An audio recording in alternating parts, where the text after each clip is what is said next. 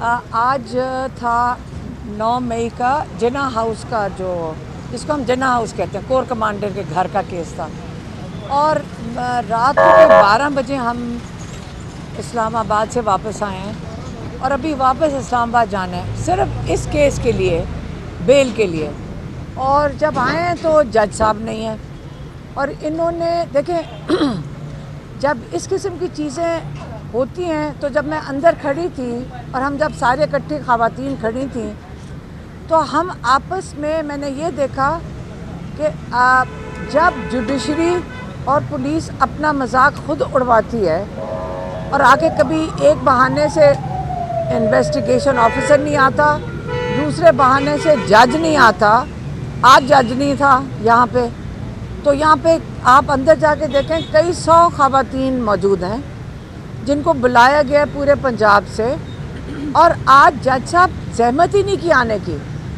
मतलब ये आप लोगों के लिए सहूलत की बजाय आप यहाँ तब से पिछले 8-9 महीने से लोगों को तंग कर रहे हैं। अब मैंने ये आज हमने फ़ैसला किया, जो हम दहशतगर्द अंदर बैठे थे कि अगली दफ़ा हम मीडिया को लेके जाएंगे, हम एक टूर पे जाएंगे सारे, जो 800 यहाँ लोग जो पिछले आप दहशतगर्द हैं, पिछले कई महीनों से यहाँ तशरीफ़ ला रहे हैं, हम 800 के 800 आपके साथ जाएंगे मीडिया को साथ लेकर। पहले एक केस है हमारे पे जिसमें हमने नून लीग का दफ्तर जलाया है। हम मरियम नवाज़ नहीं, जो हमारी चीफ मिनिस्टर है इस वक्त, जो एक उन्होंने जैसे भी ज़बरदस्ती ये पोजीशन ले ली है, अब उनसे हम उनकी जो पोजीशन है उसके मुताबिक इनसे चाहेंगे कि ये अब आके हिस्सा लें। हमारे साथ जाएगी मरियम नवाज़, हम जाएंगे इनके दफ्तर जो हमने जलाया है 800 लोगों ने, कई मॉडल टाउन में कहते गालिबन है। फिर हम जाएंगे कलमा चौक जहाँ पे हमने कोई कंटेनर जलाए थे। उसके बाद हम जाएंगे और ये मैं पैदल और ये हम सारे के सारे आप और हम ये पैदल सफ़र करेंगे। अगर इन्वेस्टिगेशन ऑफिसर को ये इन्वेस्टिगेशन नहीं कर सका पिछले मई से, तकरीबन 10 महीने हो गए हैं उसे इन्वेस्टिगेशन, हम और आप मिल के जाकर इस पूरे रूट की इन्वेस्टिगेशन मिल के करेंगे। आप हमारे साथ जाएंगे, हम ये वहाँ से चलेंगे कलमा चौक, जो हमारे पे केस FIR में है, उसमें पता नहीं कई हज़ार लोग नामजद हैं जो जेलों में भी हैं। नून लीग का दफ्तर जलाया, उसके बाद हम कलमा चौक जाएंगे, ये हमारा रूट होगा। उधर से फिर हम जाएंगे कोर कमांडर के घर और हम सारे इकट्ठे चलेंगे। ये ना हो कि हम दोबारा और आप भी गिरफ्तार हो जाएं, लेकिन नहीं होगे इंशाल्लाह। और हम चीफ मिनिस्टर को भी बुलाएंगे ताकि हम ये रूट पूरा करें। इन्वेस्टिगेशन ऑफिसर के साथ हम मिलकर इसकी इन्वेस्टिगेशन कंप्लीट करेंगे। अगर बेचारे इन्वेस्टिगेशन ऑफिसर को एविडेंस नहीं मिल रहा, हम उनके साथ मिल के चलते हैं।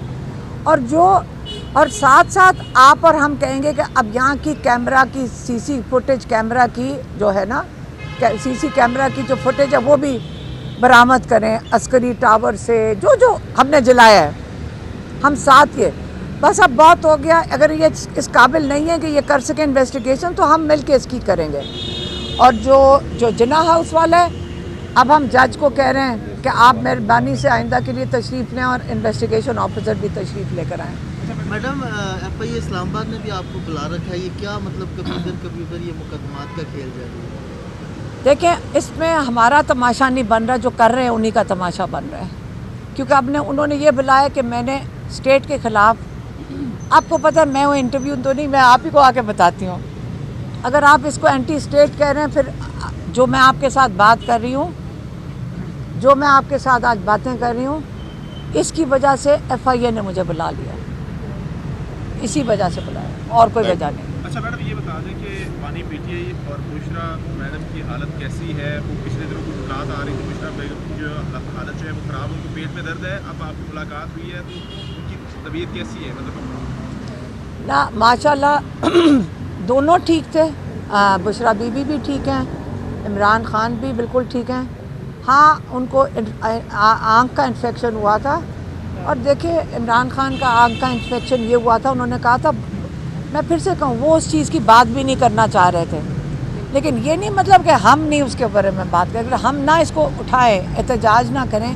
हमें फ़िक्र होती है कि जो असद बड़ाइच हैं वहाँ पे जो सुपरिटेंडेंट डायरेक्टली उनके इंचार्ज हैं, उनको हमें बताना चाहिए था कि उनका आँख का इन्फेक्शन हुआ है, ताकि हम अपने डॉक्टर का बंदोबस्त कर सकते हैं। क्योंकि हमें आपको पता है कि एतमाद नहीं है इनकी, जब अगर कोई मेडिकल चेकअप हो हम उसको अपनी निगरानी में रखना चाहते हैं। अभी हमने डॉक्टर आसिम यूसुफ और डॉक्टर फैसल सुल्तान के लिए दरख्वास्त डाली हुई है कोर्ट में, कई दफ़ा डाल चुके हैं, लेकिन ये जो सुपरिटेंडेंट जेल है वो कहते हैं मुझे ऊपर से किसी से परमिशन लेनी पड़ती है, गालिबन अदारों से।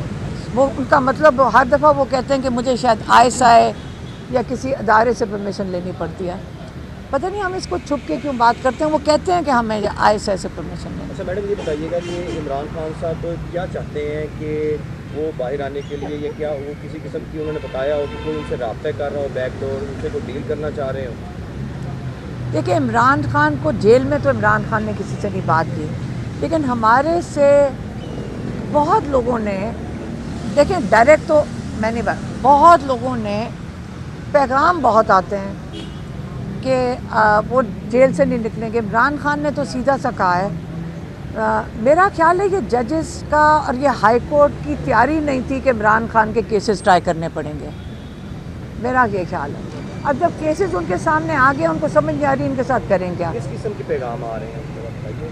कि आप ये जेल से निकालने के लिए आप फिर चुप करके बैठ जाएं, बस यही है, चुप कर जाएं फिर आपको जेल से निकाल लेंगे, इसी किस्म के पैगाम।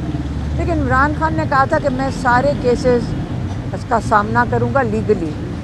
तो आप जजेस के सामने जब केस जाता है तो कल आप देख लेते, हाई कोर्ट के जज लग रहा था कि मतलब जितनी मेहनत आमिर फारूक ने कल की है, बहुत मेहनत की उन्होंने, किसी तरह उनको लगता है ड्यूटी दी गई है कि इमरान खान को जेल से निकलने नहीं देना बस। मैडम, ये भी सुनने में आ रहा था कि इमरान खान को कहा जा रहा है कि आप आउट ऑफ कंट्री चले जाइए, आपके मामला तय हो जाएंगे। ये शुरू में कह रहे थे, इसी किस्म के पैगाम हमें भी सुनाई देते थे कि कोई डील का मतलब क्या है। डील का मतलब है कि चुप रहें, यही होगा ना डील। हम तो कई दफ़ा पूछ चुके डील में इमरान को क्या। इमरान खान ने सिर्फ ये कहा था, पैगाम जो उनका था कि ये मैंडेट लोगों का चोरी किया हुआ वोट वापस कर दें बस, नहीं तो ये इकॉनमी गड्ढे में जा रही है और गड्ढे में मज़ीद चली जाएगी और लोग गुर्बत की लाइन से और मज़ीद नीचे चले जाएंगे। और इमरान खान का तब से पहले भी यही पैगाम था और अब भी यही पैगाम है बस।